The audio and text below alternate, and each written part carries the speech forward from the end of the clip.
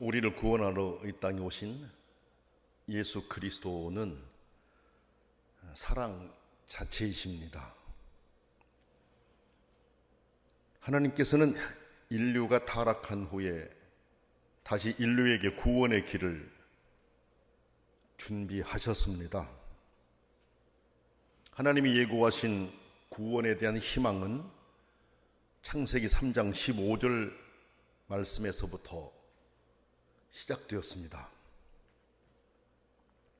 그런데 하나님의 그 계획이 실현된 것, 그러니까 계획을 우리에게 알려주시고 하나님께서 계획하신 것이 실제로, 하나님께서 예고하신 것이 실제로 실현되기까지는 오랜 시간이 걸렸습니다. 몇 천 년이 지난 뒤에야 이제 비로소 하나님께서 우리에게 예고해 주셨던 그 예언이 이루어졌습니다. 1000년도 아니고 2000년도 아니었습니다. 정말 오랜 시간 기다리시다가 하나님께서 예수 그리스도를 세상에 보내셨습니다. 저는 말씀을 묵상하면서 하나님께서 계획하신 구원의 길을 왜 그리도 오랜 기간이 흐른 뒤에야 실행하셨을까 하는 생각을 해보았습니다. 우리에게 예고해 주셨으면 조금 더 빨리 실현해 주셨으면 어땠을까? 왜 그리도 오랜 기간 기다리게 하셨을까 하는 생각을 해봤던 것입니다.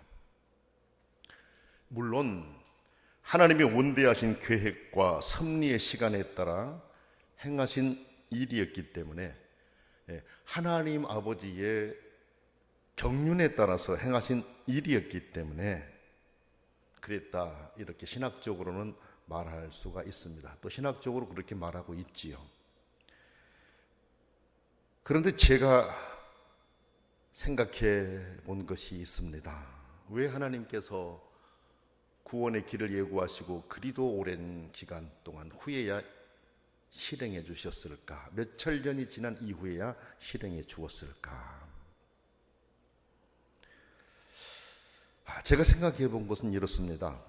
하나님이 그 계획을 실현하기 위해서는 외아들을 세상 안으로 보내야 하는 것이었고, 그 외아들을 죽음에 내놓아야 하는 것이었습니다.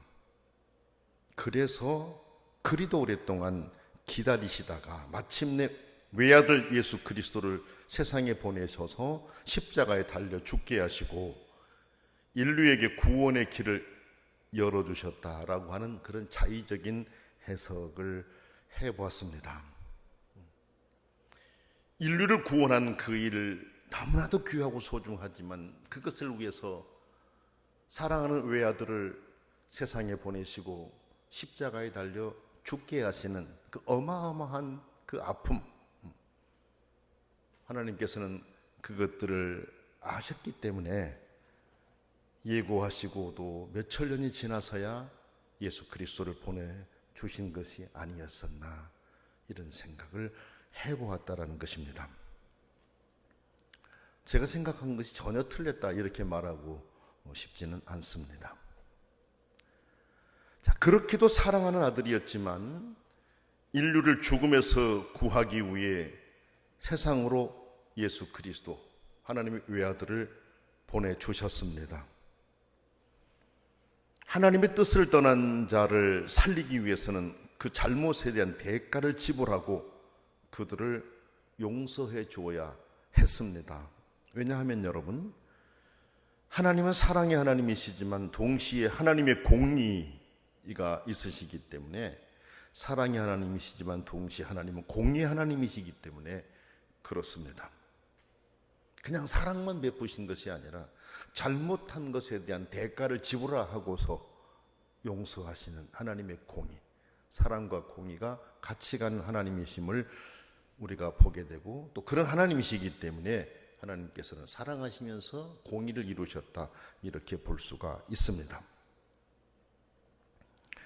그래서 사랑이신 하나님의 귀한 뜻을 이루기 위해 사랑을 가지고 세상에 찾아오신 예수 그리스도, 그분은 사랑 자체이십니다. 사랑으로 오신 예수께서는 따르는 사람들이 예수님을 닮아야 함을 말씀하셨습니다. 오늘 말씀을 통해 그 몇 가지를 생각해 보도록 하겠습니다. 첫째는 예수님께서는 나의 사랑 안에 거하라, 그렇게 말씀하셨습니다. 요한복음 15장 9절 말씀 보게 되면 아버지께서 나를 사랑하신 것 같이 나도 너희를 사랑하였으니 나의 사랑 안에 거하라, 그렇게 말씀하십니다. 우리를 사랑하여 오신 그 사랑 안에 계속 머물러 있으라는 말씀입니다. 이것은 예수 그리스도를 믿음으로 이미 구원의 관계가 형성되었음을 전제로 합니다. 예수 그리스도를 믿어서 예수 그리스도와 관계가 맺어진 이거를 잘 지키라라고 말씀하신 것입니다. 그런데 여러분 보세요. 11절 말씀을 보게 되면 주님의 사랑 안에 거하라고 하신 이유가 나와요. 무엇 때문에, 왜 주님의 사랑 안에 거하라고 하셨을까? 그것은 너희 기쁨을 충만하게 하려는 것이다 그랬습니다. 여러분 11절 말씀 한번 보세요. 내가 이것을 너희에게 이르면 내 기쁨이 너희 안에 있어 너희 기쁨을 충만하게 하려 함이라, 그렇게 말씀하십니다. 사랑하여 찾아오셨고 사랑하여 구원하시고 영원한 관계를 맺으신 주님께서는 우리의 유익을 위해서 주님의 그 사랑 안에 계속 머물라라고 말씀하신 것입니다. 우리를 위한 것입니다. 우리가 주님의 사랑 안에 거할 때 결국 그것은 우리가 기뻐할 수 있게 되는 상황이 벌어지고 실질적으로 그렇게 기뻐할 수 있게 된다라는 말씀입니다. 여러분, 이제 앞의 내용 요한복음 14장의 이 말씀을 보면 주님 사랑 안에 거하라, 이 말씀은 신앙 안에 머무는 것으로 표현도 했어요. 요한복음 14장 15절 또는 21절, 23절의 내용을 보게 되면 그 사실을 확인할 수가 있습니다. 이것은 세상에 유혹이 있음을 경계하신 말씀입니다. 우리가 사랑 안에 거하려고 하지만 세상에 유혹이 있어서 세상이 우리를 떼어내려고 하는, 하나님의 사랑에서 끊어버리고 떼어내려고 하는 그런 유혹들을 가지고 우리를 넘어지게 한다라는 것입니다. 우리가 믿음의 길을 가고 있지만 우리를 주님의 사랑에서 떠나도록 우리 마음을 빼앗아가려는 시도들이 많이 있다는 주님의 경고입니다. 물론 주님께서는 주님과 우리의 관계가 끊어지게 하지는 않으십니다. 로마서의 말씀은 이 사실을 증명해주고 있습니다. 로마서 8장 37절부터 39절의 내용을 보게 되면 이런 내용의 말씀입니다. 그러나 우리는 이 모든 일에서 우리를 사랑하여 주신 그분을 힘입어 이기고도 남습니다. 나는 확신합니다. 죽음도 삶도 천사들도 권세자들도 현재 일도 장래 일도 능력도 높음도 깊음도 그 밖에 어떤 피조물도 우리를 우리 주 예수 그리스도 안에 있는 하나님의 사랑에서 끊을 수 없습니다 라고 말씀하셨습니다. 그렇지만 주님께서는 맺어진 관계를 끊지 않으시고 끊지 못하게 하신다고 하지만 우리로서 해야 될 일이 있습니다. 그것은 더욱더 가까이에서 주님의 사랑을 느끼며 주님과 늘 함께하는 삶을 살아가려고 힘쓰고 실제로 그렇게 살아야 한다는 말씀입니다. 그것은 주님의 기쁨이 우리 안에 역사하여 우리의 기쁨이 충만하게 하기 위함입니다. 사람은 누구나 기뻐하는 삶을 갈망합니다. 슬픔을 좋아할 사람이 누가 있겠습니까? 모든 사람들은 다 행복하고 기쁨의 나날로 이어지기를 원할 것입니다. 그런데 주님께서는 바로 그 길이 주님 안에 있는 것이다, 주님의 사랑 안에 있는 것이다 라고 말씀하십니다. 우리가 주님의 사랑 안에 계속 거하게 될 때 충만한 기쁨을 우리에게 주시리라 믿습니다. 두 번째 보게 되면 예수님께서는 서로 사랑하라 그렇게 말씀하셨습니다. 12절 말씀을 볼까요? 내 계명은 곧 내가 너희를 사랑한 것 같이 너희도 서로 사랑하라 하신 이것이니라 그렇게 말씀하십니다. 여러분, 12절의 이 말씀은 9절의 결과로 나타나는 증거입니다. 그렇죠? 9절 말씀에 아까 제가 말씀드린 것처럼 아버지께서 나를 사랑하신 것 같이 나도 너희를 사랑하였으니 나의 사랑 안에 거하라. 나의 사랑 안에 거하라. 그러면 주님의 사랑 안에 거하는 사람들은 결과로 나타나는 것이 있는데 그게 뭐냐? 서로 사랑하게 된다라는 그런 말씀입니다. 주님의 사랑을 생각하며 감사하면서 믿음의 길을 가는 사람들 안에는 서로를 향한 사랑이 있을 수밖에 없습니다. 주님께 가까이 가면 갈수록, 주님을 더 깊이 사랑하면 사랑할수록 옆을 보게 되고 함께하는 사람들을 보게 되고 내가 주님으로부터 받은 그 사랑을 함께하는 사람과 나누고 싶은 마음이 든다라는 것입니다. 그러나 반대로 신앙이 식어지고 우리가 주님의 사랑 안에 거하지 못하게 된다면 내가 주님과 거리가 멀어진 것처럼 함께하는 형제 자매들과도 거리가 멀어지게 되고 서로를 향한 사랑을 생각할 겨를이 없어지게 됩니다. 왜 그럴까요? 내가 주님의 사랑 안에 거하여서 내 안에 기쁨이 충만할 때에는 내가 주변을 살피면서 주변에도 사랑을 나눠주고 사랑을 받고 서로 사랑하게 되지만은 나에게 그게 없을 때, 내가 주님과 멀어지게 되어질 때, 그때는 함께하는 형제 자매들과도 거리를 둘 수밖에 없고, 그러다 보니까 내가 건강하지 못하니까 다른 사람을 챙길 수도 없게 되어진다는 것이죠. 그래서 서로 사랑하는 생활 이전에 주님의 사랑 안에 거하는 것이 전제되어야 한다라고 주님께서는 말씀하십니다. 서로 사랑하려면 먼저 주님의 사랑 안에 우리가 있어야 된다라는 말씀입니다. 여기 그 서로는 당시로서는 제자 공동체를 의미합니다. 그러니까 제자들 상호 간의 사랑은 참된 제자됨의 표시이며 시금석이 됨을 알려주신 것입니다. 여러분, 조금 앞에 요한복음 13장 35절 말씀을 보게 되면 예수님께서는 그 제자들이 서로 사랑하면 이로써 모든 사람이 너희가 내 제자인 줄 알리라 라고 말씀하셨습니다. 그러니까 여러분, 예수님의 제자들이 서로 사랑하는 모습이 보일 때에야 비로소 그들이 주님의 제자라고 하는 것을 알게 될 것이다 라는 말씀입니다. 주님의 제자들이 뜨겁게 사랑하는 모습을 볼 때 그것을 바라보는 사람들이 저분들은 예수님의 제자들이다 라고 하는 것을 알게 될 것이다 라는 것이죠. 자, 그렇다면 여러분, 만약에 제자들 사이에 서로 아껴주며 사랑하는 마음이 없이 다투는 모습과 서로 무관심하는 모습이 느껴진다면 어떻게 될까요?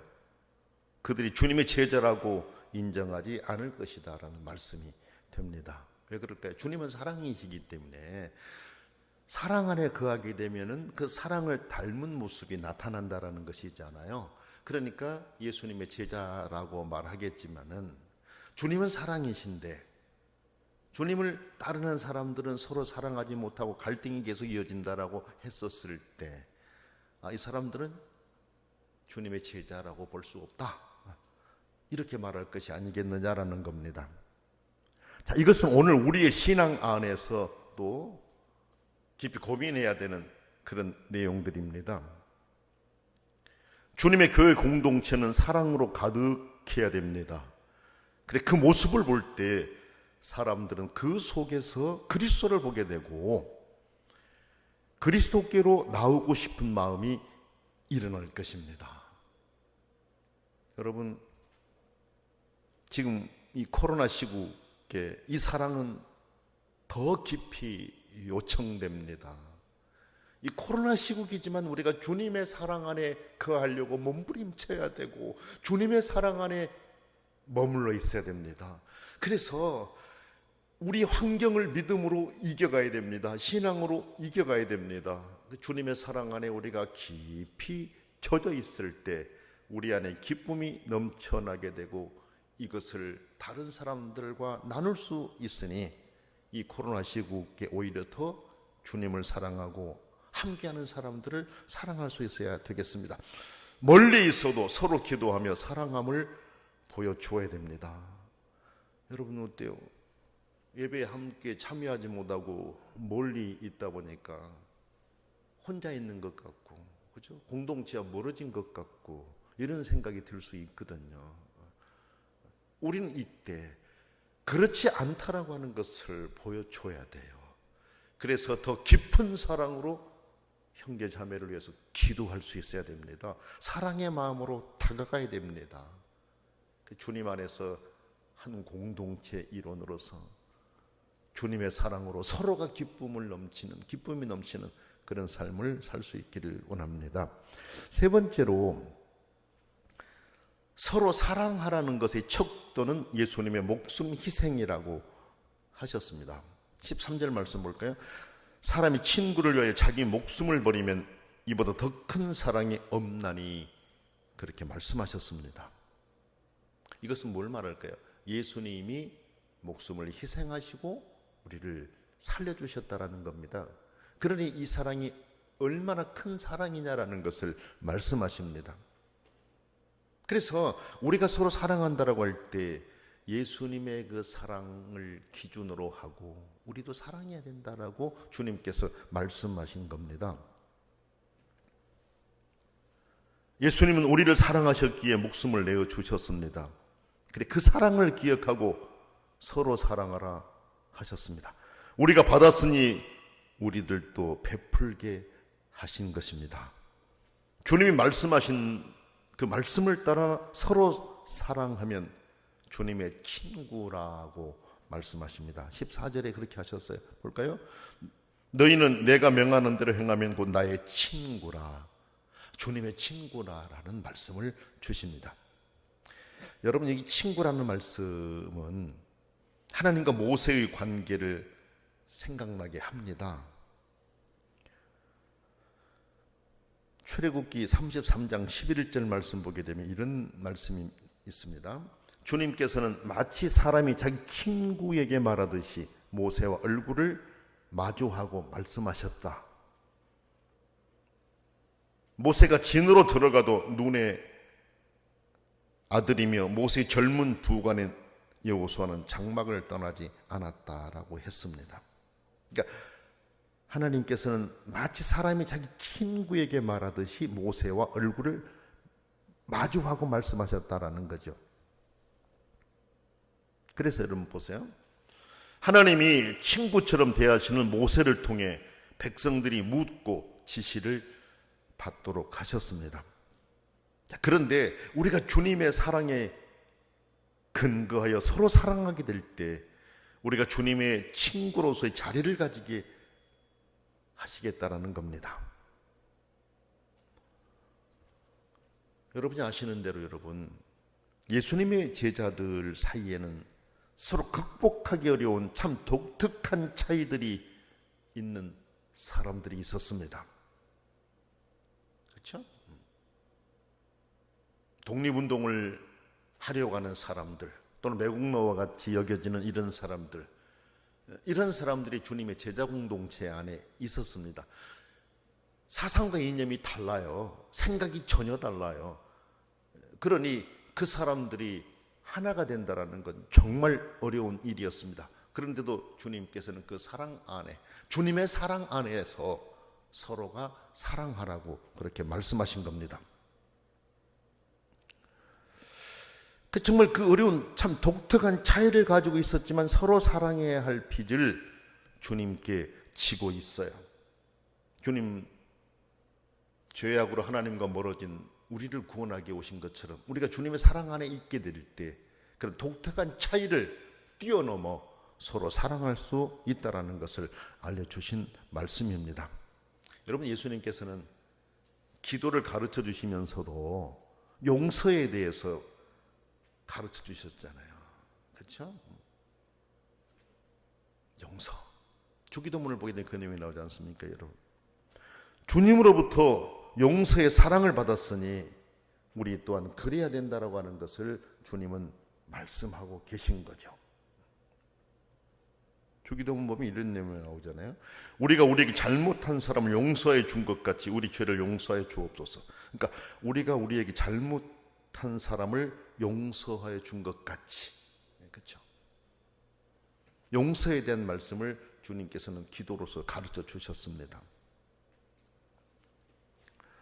사실 주님의 사랑 안에 거하면서 서로 차이를 극복하고 깊이 사랑한다라고 하는 것은 매우 어려운 일이에요. 여러분, 지금 우리가 그 욥기를 묵상하면서 말씀을 서로 나누고 있지 않습니까? 저는 다른 말씀들을 이렇게 준비하고 묵상하고 할 때보다도 욥기를 묵상하는데 시간이 참 오래 걸려요. 시간이 참 많이 걸려요. 왜 이리 또 다른 말씀들을 묵상할 때보다 욥기를 묵상하면서 말씀을 준비할 때가 더 힘들까 하는 생각을 많이 해봐요. 고난의 문제이기 때문에 그렇구나라는 생각을 하게 됐습니다. 고난이라고 하는 것이 이렇게 풀기 힘들고 어려운 일이구나 하는 생각을 가지면서 묵상을 준비하고 여러분들에게 나눠드리고 있습니다. 우리가 그 내용을 한번 보면요, 욥의 친구들은 정말 심한 말로 욥에게 이야기하잖아요. 심지어 욥의 자녀가 죽은 것은 죄값이다라고 친구들이 말하잖아요. 네 자녀들은 죄 때문에 죽었어. 회개해. 이렇게 친구들이 욥에게 말했지 않습니까? 그런데 욥은 그 친구들을 미워하지 않습니다. 계속 대화를 이어갑니다. 욥기를 보게 되면은 세 친구가 차례대로 한번 말하고 또 욥이 대답하고 그 다음에 또 친구가 다시 또 두 번째 차례대로 말하고 또 세 번째 차례대로 말하고 욥이 대답하는 이런 모습들이 나오지 않습니까? 보통 사람들의 경우라면은 좀 심한 말을 했을 때는 이제 너하고 우리는 끝이다. 이제 이 얘기 그만하자 하고 더 이상 말을 하지 않을 수 있어요. 근데 욥은 그렇게 하지 않더라고요. 친구들이 무슨 말을 해도 속을 너무 깊이 찔러도 친구들과 관계를 깨고 싶어 하지 않는 것을 우리가 볼 수 있어요. 그렇죠? 그렇게 계속 대화를 이어가잖아요. 친구들이 무슨 말로 아프게 할지라도 친구들과의 깊은 관계, 교제, 이것을 이어가려는 욥의 모습을 우리가 볼 수가 있어요. 그런데 우리가 이제 욥기 마지막 결국을 보게 되면은 하나님께서 욥이 옳다라고 인정해 주셔요. 우리가 이제 욥기를 묵상하면서 다음에 뒤에 나오겠습니다만은 미리 여러분에게 말씀을 드리면은 욥기 42장 7절로 9절 말씀을 보면 이런 말씀이 나와요. 주께서는 욥에게 말씀을 마치신 다음에 대만 사람 엘리바스에게 이렇게 말씀하셨습니다. 내가 너와 네 두 친구에게 분노한 것은 너희가 나를 두고 말할 때에 내 종 욥처럼 옳게 말하지 못하였기 때문이다. 그러므로 이제 너희는 수송아지 7마리와 수장 7마리를 마련하여 내 종 욥에게 가지고 가서 너희가 용서받을 수 있도록 번제를 드려라. 내 종 욥이 너희를 용서하여 달라고 빌면 내가 그의 기도를 들어줄 것이다. 너희가 나를 두고 말할 때 내 종 욥처럼 옳게 말하지 않고 어리석게 말하였지만 내가 그대로 갚지는 않을 것이다. 그래서 대만 사람 엘리바스와 수아 사람 빌닷과 라마 사람 소발이 가서 주께서 그들에게 말씀하신 대로 하니 주께서 욥의 기도를 들어주셨다, 이렇게 말씀하셨어요. 그러니까 친구들이 욥을 공격하면서 하나님은 이런 하나님이다 라고 말하면서 욥을 아프게 했었는데, 욥은 그런 친구들이 하는 말을 다 들으면서도 괴롭고 힘들고 고통스러웠겠지만은 친구들과의 관계를 계속 이어가면서 대화를 받아주고 이렇게 왔었는데, 마지막 하나님께서 정리하시면서 친구들에게 너희들이 잘못했어. 그렇죠? 너희들이 잘못했어. 욥이 하는 말이 옳았다 하는 것이었어요. 그래서 만약에 욥이 너희들을 용서해 달라고 나에게 기도하면 내가 용서해 줄 것이다.